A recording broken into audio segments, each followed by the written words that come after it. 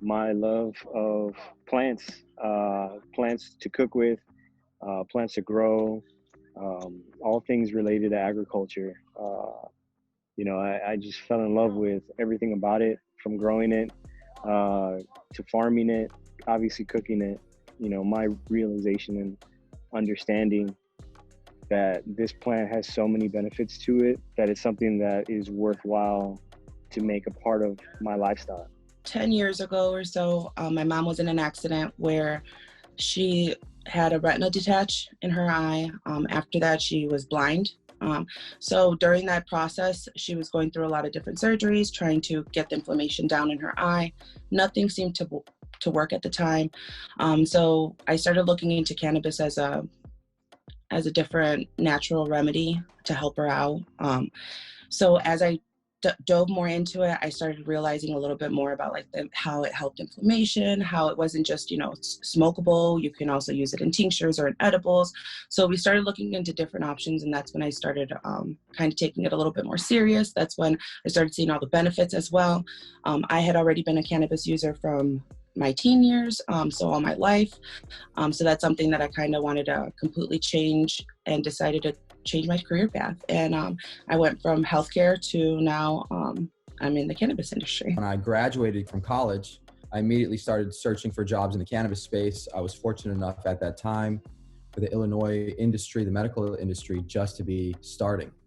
And so I teamed up with an applicant, and we were fortunate enough to win both a dispensary and a cultivation site. And the rest kind of fell in from there. I worked directly with the CEO to open up this dispensary and this cultivation site. And fast forward 6 years to today, I'm now the vice president of operations for Mission Dispensaries, and I've opened 10 dispensaries in 7 states. I was getting ready to move in 2013 to Colorado, and I learned that Illinois had legalized a program. And so instead of moving, I decided to stay and stick around, and I started scanning every website for cannabis jobs. Eventually, I found a couple that were aligned with what I was doing in social media, but I was so excited that I applied like 3 times, and I messed up every single application. Sure enough, I didn't get the call back. But at that point, I realized that with the experience and skills that I gained, I could start doing something on my own. And that's when I ended up looking for other groups and platforms to see who was talking about the subject at the time. And I found a small community that I joined. I became a part of their team, and eventually that small group and community got shut down. And it left a void where people were left in needing information and a place to connect and support each other. And that was the inception of what is now our company that's called the Medical Cannabis Community, where we build online hyper-targeted communities for the interest of patients and consumers and everyone in between. The pain that I felt from being an athlete, I played 2 sports my whole entire life, and I was dependent on muscle relaxers by the time I got to college, and I no longer wanted to take muscle relaxers. I was also studying criminology, so I wanted to learn about holistic medicine, not pharmaceuticals. I was learning about that in school, and I wanted to find a new holistic way for it, so I chose to learn about cannabis. I got into the cannabis space about 6 years ago. I moved out to California to pursue a future career in yoga. I'd already been teaching for like 4 years. Had to pick up a side gig, reluctantly got a job at a dispensary. It was 14 hours a day, and in Long Beach, California, sort of was like a just say no young adult, because at the time, all the healing modalities that I was studying, yoga, meditation, Reiki, really reinforced sobriety. And so I wasn't smoking, but here I was selling weed to about 700 people a day. We were really high traffic. We were open 14 hours a day, saw a lot of different types of people, and met people smoking recreationally, and met even more people using cannabis for medicinal reasons. I mean, I made bonds with people recovering from cancer. I mean, it was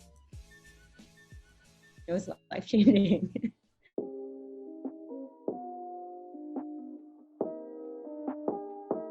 right now, like, I'm very like bothered because it's like, I feel like as Latinos, we've been left out of the entire cannabis industry in general, completely. So it bothers me to the core because I want to see more Latinos in the cannabis industry. I have literally been working at the dispensary that I've been working at for over a year and a half already, almost 2 years. And I'm the only Latina that's been working there this entire time. I guess at first I've always been really, really scared because I've always been the only Latina in the room, you know? So it's like, it has never been like me and another person, you know, like that. It's always just me. And usually the majority, it's usually white people, you know? So it's like, and it's usually people in prominent positions, you know? So in higher positions, in management positions, you know, and I always feel like I'm like the lower end, you know what I'm saying? Like, I'm not as high as them or in a position like them. So it's just, I've always felt like I needed to be quiet. Where things have switched, there's been like a little, like a complete switch. And I've now seen how much influence I have now in the industry, how much knowledge I have in it. And now I've taken that and I've kind of, it's empowered me to want to spread more knowledge, spread more awareness, and make sure that we do have a seat. And if we don't have a seat at that table, that we start building our own. So I really think about the word responsibility. You know, it's a huge responsibility to be a Latinx person or any minority in this industry, especially in this cannabis industry, because there are so very few of us. And so when I think of, you know, the reasons why I'm here and what being Latinx has done for me, it's instilled a sense of responsibility. As a minority and a Hispanic and Latino in the industry, it has been interesting because there hasn't been that many of them in the industry, at least definitely not when I started. And the coolest thing to see about the industry in the most recent years is the conversation around diversity and inclusion and social equity, because that has brought a lot of diverse people who have been in cannabis long before it was okay for them to visually be a part of it. And now that they're all starting to try and come in and take advantage of the opportunities that exist for them in the space, it has been an enlightening experience to see that there are thriving communities of very diverse individuals that exist in cannabis, and only through this legalization and making it a normal conversation for everyone to be a part of has it brought some more diversity to the table. But at the same time, it leaves a lot of opportunity ahead where we can work to now start integrating these other communities into the professional and the corporate roles that exist in cannabis, so that more people can bring their ideas and innovation to the table that didn't necessarily exist before. And again, as a Hispanic, that's an opportunity that's unique to us, because our families traveled from different countries to come here and bring us those opportunities. And so for us to actually have them come to fruition, it'd be a shame for us not to take advantage of them. It makes it hard to look away.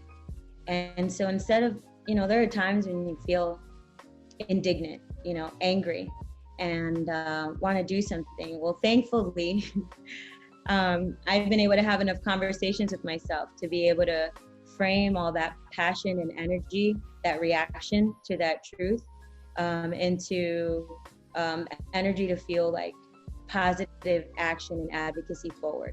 And so I definitely think that being brown, female, intersectional as fuck has made it so that I feel deeply grateful to organizations like Chicago Normal to give me like an actionable outlet for these feelings, a platform to let other people know why cannabis was treated the way it was by this government, why it continues to pose barriers to access to the industry. You know, there's licensing, there's, you know, like the burden of having to prove all this financing in order to be able to like grow and sell plant medicine. It's gonna be really hard for us to get away from these structures because they're so deeply ingrained in how we operate as a people. But I feel really responsible to like help people understand their barriers so that they can overcome them. First of all, I mean, I have so much pride in being Latino and understanding, you know, the history of Latino and Hispanic heritage with this cannabis plant and its agriculture. It dates back to millennia, and that's something that I think still resonates with us to this day. It also makes me even more excited to be a voice and to amplify the need for other Latinos and Latinx people to be in this space.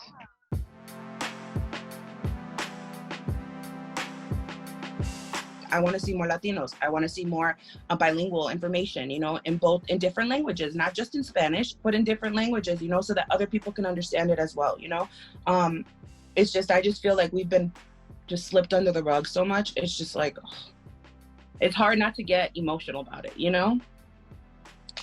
So that's how I feel.